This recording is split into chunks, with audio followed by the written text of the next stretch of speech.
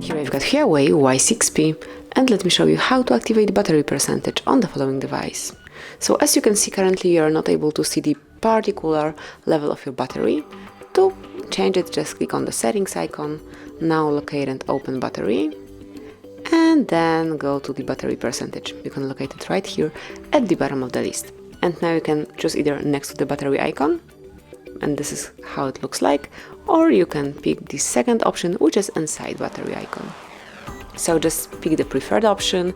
I would rather next to the battery icon, and I will leave it this way. And this is it. This is how you can activate battery percentage in your HUAWEI Y6P. Thank you for watching. Please subscribe our channel and leave the thumbs up.